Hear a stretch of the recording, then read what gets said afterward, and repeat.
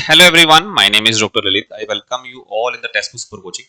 बच्चों, ये special channel हमारा डेडिकेटेड है आईआईटी जैम के बच्चों के लिए और जितने भी एमएससी एंट्रेंस एग्जामिनेशन है उनके लिए। तो आज का जो ये हमारा छोटा सा सेशन है, इसमें मैं आप लोगों से डिस्कस करूंगा बेसिक्स ऑफ सेल सिग्नलिंग। बहुत ही छोटा सा हमारा टॉपिक है, बेसिक्स ऑफ सेल सिग्नलिंग। ये मैं आप लोगों से डिस्कस करूंगा, ठीक है। और ज्यादा बड़ी क्लास नहीं रहेगी, लेकिन क्लास बहुत ही इंजॉयबल रहेगी, आप समझिएगा। देखो, कोई भी ऑर्गेनिज्म है हमारा, जैसे टाइमिंग नोट कर लीजिएगा आप लोग। अगर आप लोगों को मुझे यूट्यूब पर लाइव मिलना है तो मैं आपको मिलता हूं शाम को 5 बजे यूट्यूब पर, और 6 बजे मिलता हूं टेक्स्ट बुक ऐप पर। चलिए बात करते हैं। देखो, कोई भी ऑर्गेनिज्म है हमारा XYZ ऑर्गेनिज्म, चाहे हमारा वो कोई प्रोकैरियोट है या ऑर्गेनिज्म हमारा कोई वो यूकैरियोट है, ठीक है ना। यूनिसेलुलर है, मल्टीसेलुलर है, कुछ भी है, आइसोलेशन में नहीं रह सकता। उसको हमेशा या तो अपने सराउंडिंग से इंटरेक्ट करना होता है अगर कोई यूनिसेलुलर ऑर्गेनिज्म है, या अगर मल्टीसेलुलर ऑर्गेनिज्म भी है तो वो मल्टीसेलुलर ऑर्गेनिज्म भी अपने सराउंडिंग से इंटरेक्ट करेगा, या मल्टीसेलुलर ऑर्गेनिज्म के अंदर भी डिफरेंट सेल्स हैं जो आपस में कोऑर्डिनेशन करती है। और ये जो कोऑर्डिनेशन है, ये जो इंटरेक्शन है, इसी को हम लोग बोलते हैं क्या? सिग्नलिंग, ठीक है ना। एक तरीके का कम्युनिकेशन है हमारा ये। अब किसी भी कम्युनिकेशन में, किसी भी सिग्नलिंग में हमें क्या मिलता है? किसी भी कम्युनिकेशन या किसी भी सिग्नलिंग में हमें 3 चीजें मिलती हैं। एक हमारा होता है source of signal, source of signal, source of signal यानी कि जहां से सिग्नल बन रहा है। अब सिग्नल वैरायटी ऑफ नेचर का हो सकता है। सिग्नल हमारा कोई फिजिकल भी हो सकता है, सिग्नल हमारा कोई केमिकल भी हो सकता है,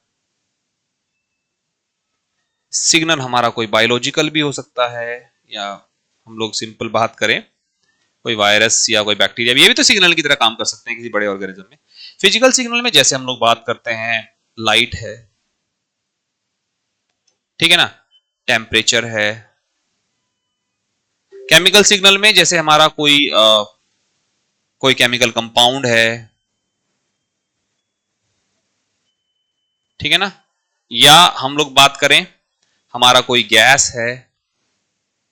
बायोलॉजिकल सिग्नल में सपोज कोई वायरस है या कोई बैक्टीरिया है, या खुद भी ये सिग्नल को सेंस करते हैं।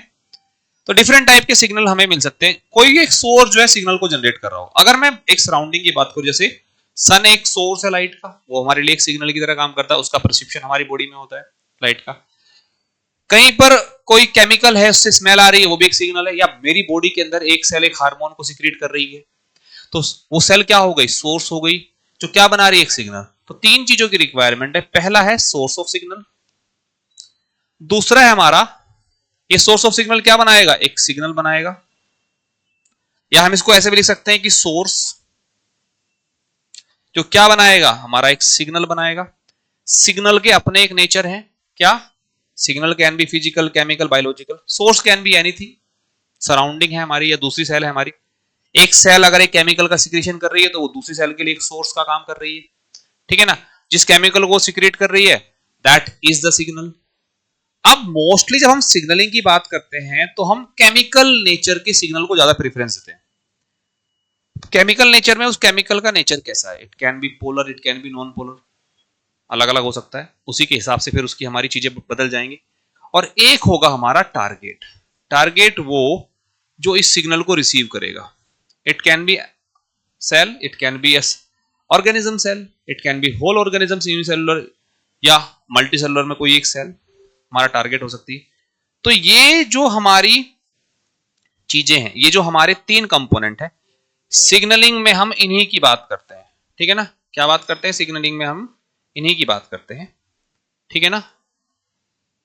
क्लियर है? ये पॉइंट समझ में आया?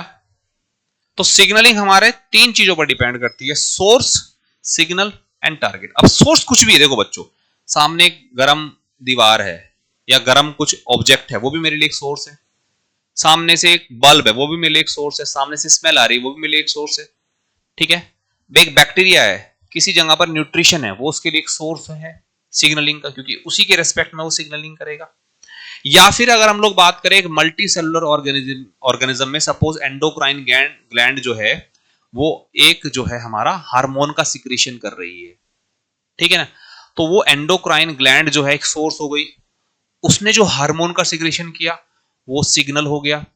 अब ये किसी दूसरी सेल पर, जिसको हम बोल रहे हैं टारगेट, टारगेट जो है वो जनरली क्या कैरी करता है, रिसेप्टर कैरी करता है, रिसेप्टर फॉर सिग्नल वो कैरी कर रहा है हमारा, ठीक है। तो अब जो टारगेट है हमारा, उसने जब जो रिसेप्टर को कैरी कर रहा है वो सिग्नल को रिसीव करेगा, वो दूसरी कोई सेल हो सकती है। भाई एंडोक्राइन ग्लैंड से एक हार्मोन निकला तो सोर्स हो गया एंडोक्राइन ग्लैंड, हार्मोन क्या हो गया, सिग्नल, जाकर किसी दूसरी सेल पर एक्ट किया, वो क्या हो गया, उसका टारगेट। तो सिग्नलिंग में इन तीन कंपोनेंट की हमें जरूरत पड़ती है, एक होता है सिग्नलिंग, एक होता है सिग्नल ट्रांसडक्शन। मैं इन सारी चीजों पर भी एक डिटेल वीडियोस आपके लिए अब लेकर आता रहूंगा। धीरे धीरे छोटे छोटे हिस्सों में हम लोग ये वीडियो जो है बनाएंगे और काफी डिटेल में इन सारी चीजों को हम लोग डिस्कस करेंगे।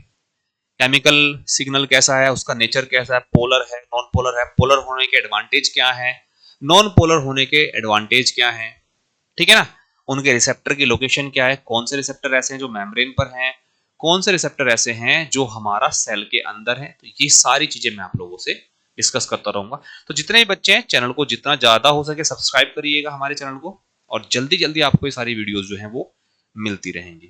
Thank you so much everyone, bye bye.